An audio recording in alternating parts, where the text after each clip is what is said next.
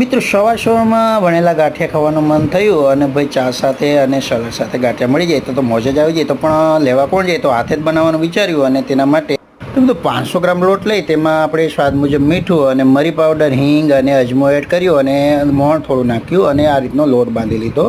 આપણી પાસે વણવાનો પાટલો ન હતો લાંબો, એટલે આપણે જે રોટલી વણીએ તે જ પાટલામાં આપણે આ ગાંઠિયા બનાવ્યા. ધીમા તાપે આપણે તેલ ગરમ કરવા મૂકી દીધું અને ત્યારબાદ આ રીતના આપણે વણી નાખ્યા અને આપણે લાંબા ફાફડા પણ બનાવ્યા, પરંતુ પાટલામાં નાના નાના ફાફડા બનાવ્યા અને આપણું વાસણ પણ નાનું હતું તેલવાળું, એટલે આ રીતના નાના નાના ફાફડા બનાવ્યા અને તેને પણ આપણે ફ્રાય કરી લીધા અને ધીમી આંચ પર ખૂબ જ ઝડપથી બની જાય છે અને બિલકુલ બજાર જેવા જ બન્યા હતા. એ તો શુદ્ધ ઘરે બનાવેલા ગાંઠિયા ખાવાની મજા જ ઓર હોય છે. તેને કઢી, સંભારો અને ભાઈ મરચાં અને ડુંગળી સાથે ખૂબ જ મજા આવી.